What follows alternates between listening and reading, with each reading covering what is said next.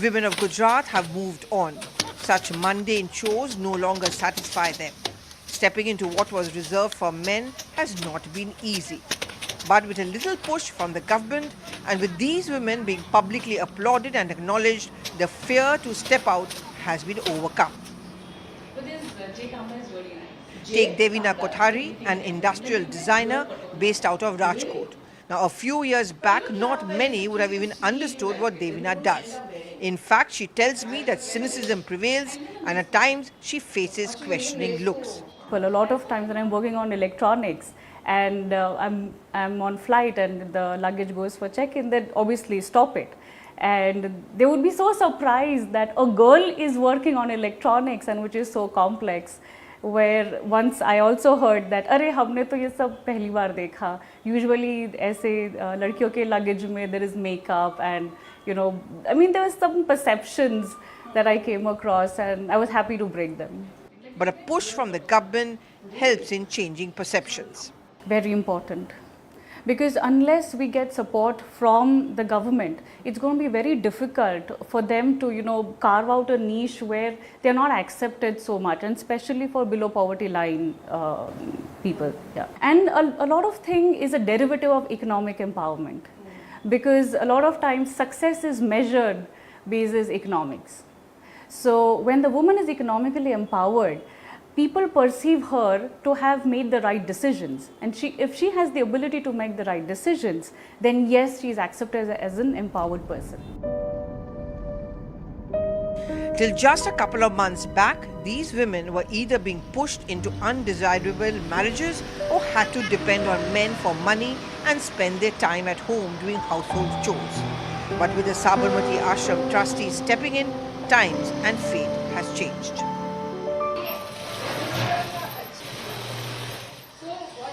अच्छा लगता है मेरे को.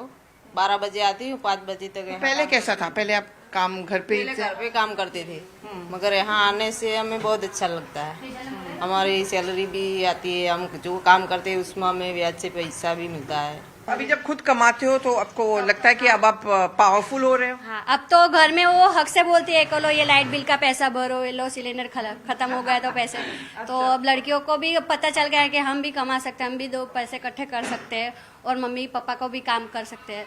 तो अच्छे धीरे धीरे काम भी करने लगी लड़कियां. मेरे को भी अच्छा मेरे को भी लगा कि नहीं भी मैं भी कुछ कर सकती हूँ. तो ये सब मेरे को देख के भी अब आगे बढ़ सकती है लड़कियां. और बहुत सारा धीरे धीरे करके काम चालू किया इधर. The girls prefer to work from office and not home as it gives them a sense of power, a control over their lives. There's a resistance from their own family, to going out and doing this work. Initially there was. We had to go home, speak to the parents, even motivate the girls to come. But once money started flowing in, all the resistance is gone. They send them, go more, spend more time. And what we've done is women who've learned here and they want to earn, we tell them to take a machine at home and we give it as an interest-free loan. So they can even work out of home. But still, they come here and work for a few hours and then go home and work. They don't only want to work from home, because here is where they get, it's not just the money, get that the group power. They get to learn from each other and that bonding in a space which is their friend space. And do you think any help which comes in then from the government, in terms of various schemes and loans for women particularly, which are now women-centric, that helps them? It would definitely help. We haven't tied up, but we are trying. We've already started the process because we can do what we can do. If the government we can join hands with the government, we can offer them better benefits. Naina and Gauri and many like them are not the only ones who have grown wings while at home. Take a look at Tanvi Shah. She's called the cake woman of Ahmedabad. She now runs a successful bakery home unit called Chocopedia, which she started during the lockdown. Self-learning and a desire to be her own person pushed Tanvi to become a popular brand where she now even exports her products. I wanted my own identity, and being a mother, I was not able to go outside and do something. And first of all, I don't like to work under anybody. Okay. I want to be my own boss. So I started my journey like as a home baker. Start-at-home entrepreneurs are mushrooming now. Many corporates and state government units prefer to buy from women. In fact, Swati Bedekar, who is also called a pad woman, reveals that at least 11% reservation exists in state government units to access raw material or finished products made by women. For small-level entrepreneurs like Swati, this comes as a boon. It also has a ripple effect as she gives opportunities to many women who are stepping out of their homes for the first time to earn a living. How do you get the funds for this? I mean, did the government help or? Funds. Now, after so many years, I have learned to kind of raise funds. Initially, I went to the government, I went to corporates, I went to public. Some friends helped. Some of my own savings. Initially, though, it was all gone into that. Yeah, that's how. So, but do you think now, yeah. with 3,000 women, you know, having their hopes attached to this, with Sarva Shiksha Abhiyan saying that it has actually made the difference, and once we created the disposal system, you know, disposal of the used napkin was a huge problem, and which was the biggest hurdle for the project to run in the rural area, because that proper garbage collection system is not there, no? So women were very worried of that, like the whole village will hate us if we just, you know, throw around used napkins like this. So my husband created simple equipment from terracotta, and now it is giving livelihood to a lot of potters.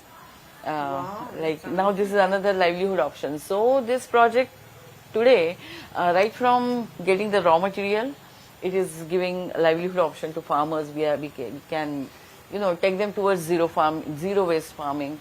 Then by compiling that material, women are making pads.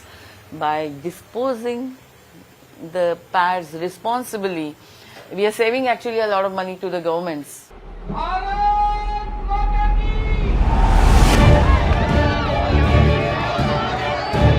As Gujarat faces a triangular contest this time, it's the women vote which is the target.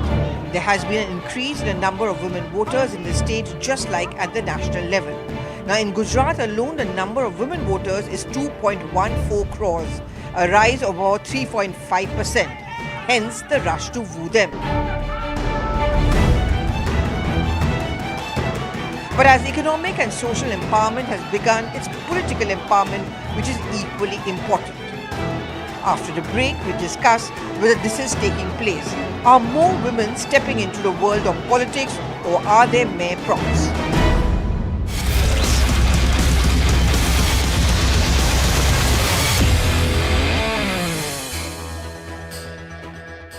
Yeah, thank you. Well, it is pretty obvious that Mr. Gehlot seems to be highly disturbed at the moment.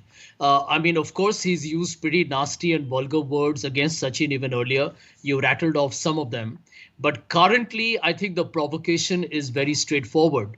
He has got the message, I think, subtle, oblique, or very upfront, I don't know, that he is likely to be replaced as the Rajasthan chief minister. I have my own, you know, kind of sources that tell me that Sachin is the preferred candidate. It's already been a belated decision, not yet taken. And he will probably be the chief ministerial face for the Congress in 2023. And Mr. Gehlot, who's committed political harakiri by actually, you know, creating an internal rebellion within the Congress when the Congress president elections were coming up, has at the moment ostracized himself. He's like a pariah within the core Congress think tank. The Gandhi family doesn't trust him anymore. But Sanjay, two things. Sanjay, two things. One is that Mr. Gehlot still has the numbers in Rajasthan. For whatever it's worth, the last time too, when Sachin Pilot did that rebellion a few years ago, the reason why he was not successful was because he doesn't have the numbers. So let's talk about pure hard numbers here. Number one. Okay. Number two, Sanjay, the fact is also that Mr. Gehlot, for whatever it's worth, you're saying he's out of favor with the Gandhi family, so on and so forth, but he is still looking after Gujarat affairs for the Congress party. Well, I think too late to make any changes on that. We'll have to go and see how well the Congress does in Gujarat. At the moment, it seems to be on the back foot. But let me answer the question to you on the numbers. Now, you know something, Zaka, where the Congress MLAs are concerned, they will finally respond to the diktat coming from the Congress High Command, which I think, let's agree, is the Gandhi family. And Mr. Kharge, I assume, is now more instrumental also in the decision-making process. So if tomorrow Sachin Pilot is indicated to be the preferred choice of Chief Minister going forward, I can tell you right now on your show, Mr. Gehlot will be left with a handful of people. In fact, none maybe, because all the MLAs will go with what the Congress High Command wants. Okay. They won on a Congress ticket and they will shift their allegiance immediately. It's interesting you say that because 2 months back when the Congress president elections was happening, I think close to 90 MLAs had gone with Mr. Gehlot. But anyway, be that as it may, let me ask Rakhi Rathod. Well, yes, Congress is infighting. There is Mr. Gehlot versus Mr. Pilot. But it's not like the BJP in Rajasthan is a united house either, Rakhi Rathod. Actually, BJP has nothing to do with the crisis which is happening in Rajasthan as far as Congress is concerned, because we have a concern with the people of Rajasthan who are suffering because of the infight between the rift between the Congress leaders here. And as far as BJP is concerned, we have one leader with us, that is Narendra Modi, and under his leadership, we are going to fight the next assembly.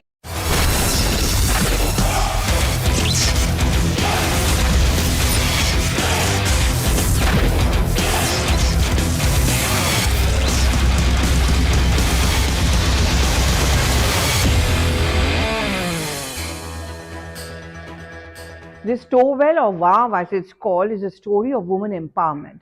Rani Roopbai tricked the Muslim invader and got this built. Many ways, that's what the BJP and the Congress particularly are hoping to do. They've given the maximum number of women candidates. Their strategy is very simple. Woo the women, get the votes. Will it work?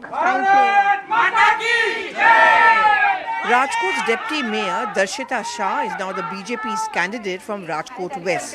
It's the same seat where Prime Minister Modi began his political innings. The BJP has given tickets to 17 women in the state, and they all come from diverse backgrounds. Darshita is a successful pathologist, and politics is not new to her. For her campaign, she is targeting the woman vote and prefers to be surrounded by female supporters. She also banks on her innings as deputy mayor to reach out to the male voters. But Darshita refuses to be a political prop. She has her own identity which she wants to project. लोग ये धारणा रखते हैं कि अगर महिला राजनीति में आती हो तो उसके पीछे एक आदमी का हाथ है और वो ही डिक्टेट करता है कि वो कैसे राजनीति करे. क्या ये बात कहना सही है कि गलत है या वक्त बदल गया है? वक्त बदल गया है. अब आप देख रहे हैं यहाँ कहीं सारी महिला अपने आप अपने बलबूते पर आज आगे हुई है और अपने आप अपना एक स्थान कर रही है. प्रधानमंत्री नरेंद्र भाई मोदी साहब का जो स्वप्न था कि सब महिलाएं ज़्यादा से ज़्यादा सशक्त हो, ज़्यादा से ज़्यादा आत्मनिर्भर हो, वो अब सब चरितार्थ हो ये दिख रहा है. यहाँ बहुत सारी महिलाएं हमारे साथ अपने आप ही अपने नाम से ही जुड़ी हुई है. Most political parties have pitched for reservation of women, which is still a pipe dream in the centre.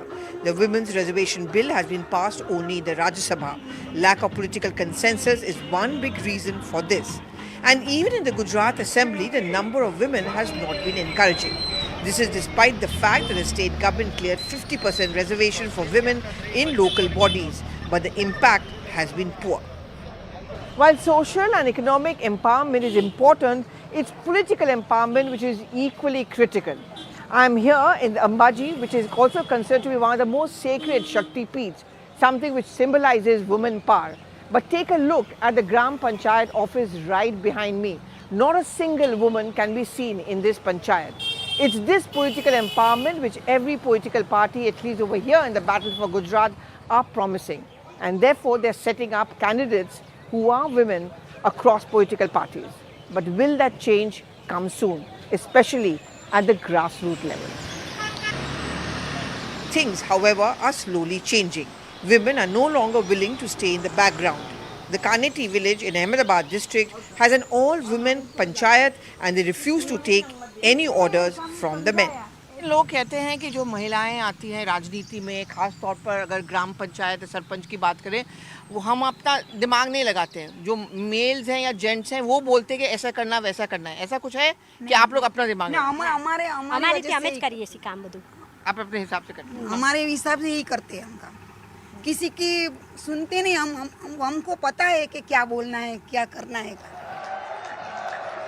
The push for this Shakti Pradarshan at the lowest level has been given by the Prime Minister himself. At rallies, he reached out to women and told them that they will shape Gujarat and the country's destiny. Beti Bachao, Beti Padhao से लेकर देश की सेना में बेटियों की संपूर्ण भागीदारी तक बेटियों के लिए अवसरों के दरवाजे खोले जा रहे हैं।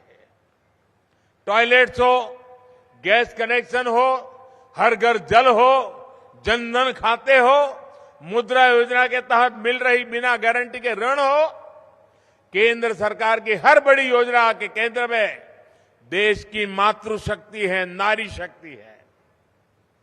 साथियों, जब मां सुखी होती है तो परिवार सुखी होता है। जब परिवार सुखी होता है तो समाज सुखी होता है, और समाज सुखी होता है तो देश सुखी होता है। मेरे भाइयों, यही सही विकास है। इसी विकास के लिए हम निरंतर काम कर रहे हैं। The opposition doesn't want to be left behind. The Congress has given tickets to 14 women. Some were asked to contest in order to drive home the point. But it was not easy for the Congress to find women candidates to contest. One who is fighting is Ami Yagnik. The Rajya Sabha MP will be contesting from the Ghatrodia constituency in Ahmedabad. She is pitted opposite Chief Minister Bhupendra Patel. Ami's mantra is no fight should be easy. I firmly believe that women should be a part of every system, whether it is economy or whether it is socio-economic spheres, society or political spheres. And unless and until you don't have a say of the women in decision making at any level, then I think the participatory democracy, in a sense, I think does not perform to its best. And so women are required in any decision making process, whether it is any system. There's some like Mumtaz Patel, the daughter of Congress's late ace strategist Ahmed Patel. Mumtaz is carrying forward her father's legacy in Piraman village in Bharuch district.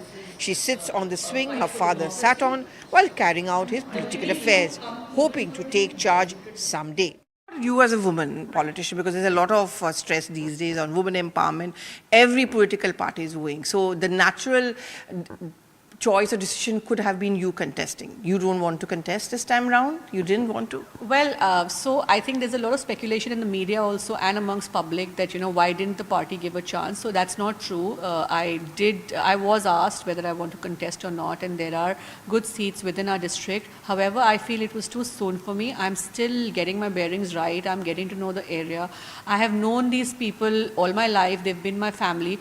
But to know them on the ground at a political level is a completely new field. So give me some time and then you'll see me out there. Okay, and about the women votes, one last question is that every political party, as I said, is wooing them. Do you think, especially in Gujarat and at the national level, the woman matters now? She's not going to be seen just as a prop, but political empowerment, social, economic empowerment, all three are important. You are seeing the Prime Minister do that, for example. No, absolutely. And I mean, not only politically, you see today all the political parties are eyeing the woman voter. You see what happened in Himachal right now. I think it's going to be the woman voter who's going to be the deciding factor, because it's a neck-to-neck race between the two parties. So if women are being targeted for votes, women representation is very, very important. I think we are more sensitive. I think we are more aware. I think we have better judgment sense. We are tougher. So definitely, I mean, it's women all the way.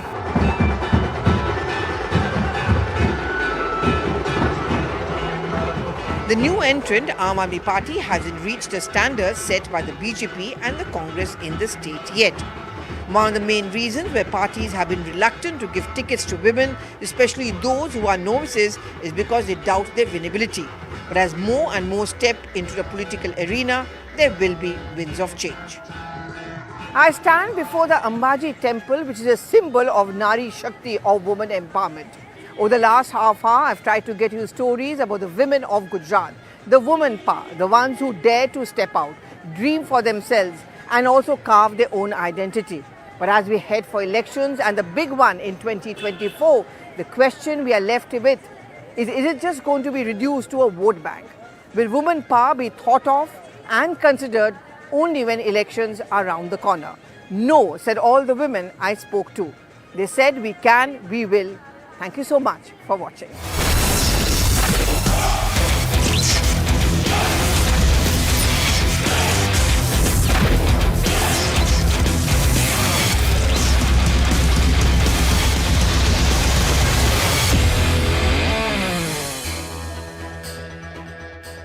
Congress High Command, which I think, let's agree, is the Gandhi family. And Mr. Kharge, I assume, is now more instrumental also in the decision-making process. So if tomorrow Sachin Pilot is indicated to be the preferred choice of Chief Minister going forward, I can tell you right now on your show, Mr. Gehlot will be left with a handful of people. In fact, none maybe, because all the MLAs will go with what the Congress High Command wants. Okay. They won on a Congress ticket and they will shift their allegiance immediately. It's interesting you say that because 2 months back when the Congress president elections was happening, I think close to 90 MLAs had gone with Mr. Gehlot. But anyway, be that as it may, let me ask Rakhi Rathod. Well, yes, Congress is infighting. There is Mr. Gehlot versus Mr. Pilot. But it's not like the BJP in Rajasthan is a united house either, Rakhi Rathod. Actually, BJP has nothing to do with the crisis which is happening in Rajasthan as far as Congress is concerned, because we have a concern with the people of Rajasthan who are suffering because of the infight between the rift between the Congress leaders here. And as far as BJP is concerned, we have one leader with us, that is Narendra Modi, and under his leadership, we are going to fight the next assembly election. But the problem is that why Rajasthan is topping the chart as far as number of rape cases are concerned, high rates of petrol, diesel, electricity, high rate of unemployment. So these are the burning issues, and because no, but Congress petrol, diesel, joblessness, electricity, these are all problems across states, not just in Rajasthan. But we are topping the chart. Look at the record of CMIE. We are among the top 3 if the unemployment rate is concerned. So it is because of the rift, and rift has been going from last 4 years. From 2018, we have seen many incidences when the people, the party leaders, they are attacking each other. So can you? Yeah, fair enough. There is an open rift in the Congress party, but even in the BJP, yes. Can you please tell me, ma'am, who is your chief ministerial face? Is it Vasundhara Raje? Is it Gajendra Shekhawat? Is it Arjun Meghwal? Is it Mr. the leader of the opposition there? Who is going to be the face of the BJP going into next year's elections? The face of the BJP would be decided by the parliamentary board, and I think in BJP it is a normal routine that the chief minister's face would be decided by the parliamentary board, and this will also happen. Okay, so let me ask Rashid Kidwai. You know, this is open name calling by Mr. Gehlot on Sachin Pilot. Now, here you have a predicament. Mr. Gehlot is getting away with it. There was this open rebellion that happened a couple of months back when the Congress president elections were happening.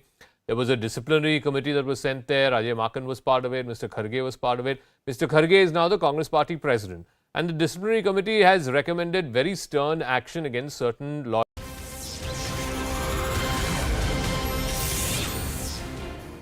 Hello everybody, you're watching Breaking on News 18. My name is Aisha Varma. We're starting the bulletin with some breaking news coming in. Congress leader Asif Mohammed Khan has been arrested by the Delhi police. This comes after the leader was seen allegedly assaulting a sub-inspector of the Delhi police, and he was also seen calling the area that he was in a Muslim area. The BJP's Shehzad Poonawalla took to Twitter and slammed the Congress leader, calling for the Election Commission to take the strongest action and to cancel his family ticket. Shehzad also demanded that he be sacked from the Congress. Asif Mohammed Khan, a Congress leader, former MLA, was seen abusing, heckling, intimidating and trying to assault a police officer on duty. The Congress party is once again back to its divide and rule vote bank politics, even in MCD. The Congress party feels that there are Hindu areas and Muslim areas. This is a party which talks about secularism and it continues to play the divide and rule card. This leader's daughter is a candidate of the Congress party.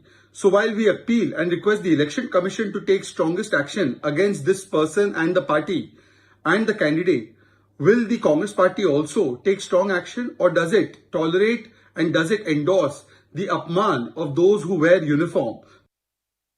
I'm crossing over to CNN News 18's Anshul Singh to get us more. Anshul, tell us more about how this is going to impact the Congress ahead of the MCD elections. So yes, this incident came to light yesterday when Asif Mohammed Khan was actually campaigning for his daughter for the upcoming MCD elections in the national capital. And when the sub-inspector approached him and asked if he had the requisite permission to use a loudspeaker in that area, he, along with his supporters, started to heckle that police officer, the sub-inspector. And after that, an FIR was registered against him as well as his supporters. Following that FIR this morning, what we are being told is that Asif Mohammed Khan has been arrested from his house. Also, a few of his supporters have also been arrested. What we are being told that the raids are also ongoing to arrest the other people who are actually involved in heckling that police officer, because this actually constitutes a crime where you stop a public servant from working, and also when you attack a person who is in uniform and performing his duty. So yes, this is going to impact Congress party a lot, although the Congress party in this MCD elections is not being seen as a major player as of now. But yes, this has given a lot of ammunition to the BJP. We have seen already the spokesperson of the Delhi BJP and the national BJP have already come to the fore and has already started attacking the Congress party for the kind of action that the former MLA took and the manner in which he was heckling and abusing the police officer. In fact, the Congress leader went ahead and said that